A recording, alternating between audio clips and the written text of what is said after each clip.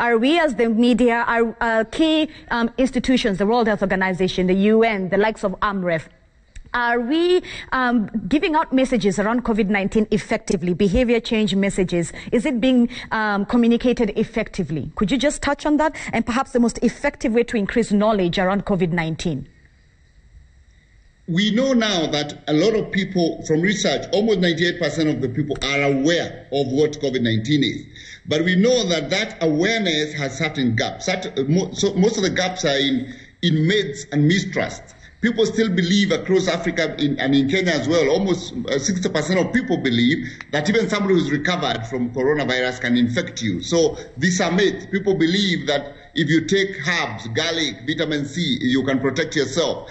People have all these myths. So we know that people are aware, but there are major gaps within that awareness.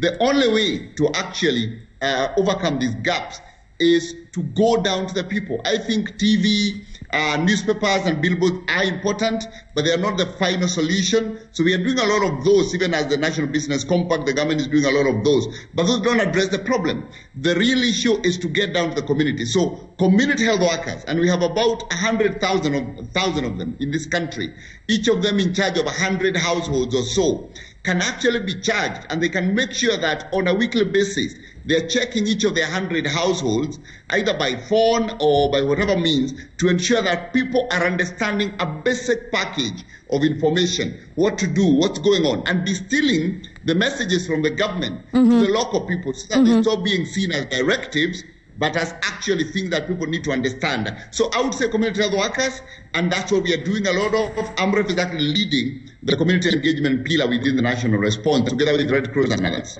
Dr. Githinji, lastly, why do you think Kenyans are not coming out for testing?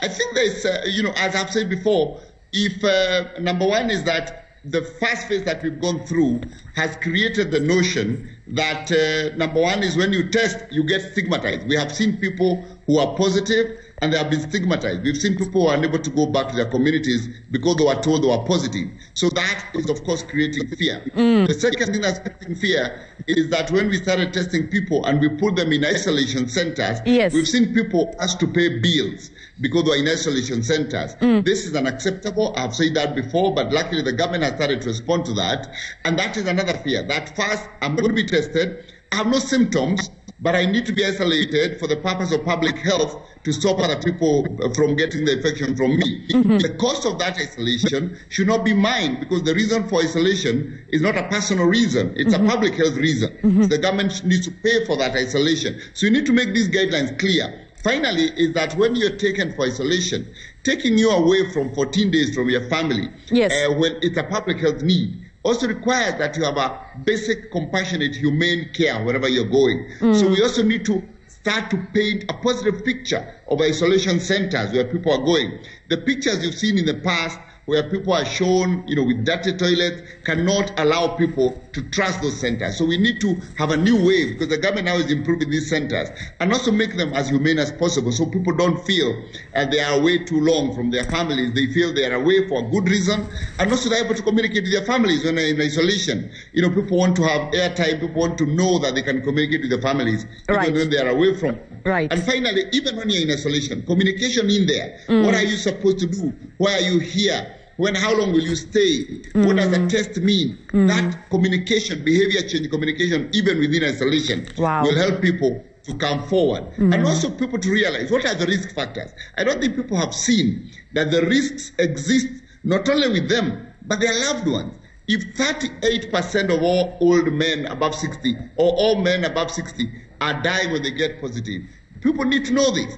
If there is such a high, if people don't understand that they are danger to the people they are living with, then they think it's all about the 700 number. They should also understand the vulnerability of the people they are living with. Then they know I need to go be tested so I can protect my people. This communication needs to go, and I think it needs to go to community level, not at a national press conference level. Got it. Thank you so much, Dr. That's Dr.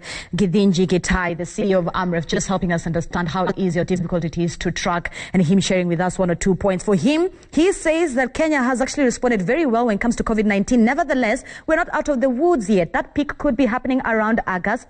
But nevertheless, even when it comes to key issues that seem to be itching Kenya, such as the Namanga border, he says creating safe zones could actually go a long way in helping, and of course, helping us understand the misbehavior when it comes to change of attitude that we are seeing. Of course, the issue of Kenyans. Do Kenyans really trust the government? And the issue is really, really emphasized there at the end is communication during isolation and the risk factors and how that can really help Kenyans come out in great numbers for testing. All right.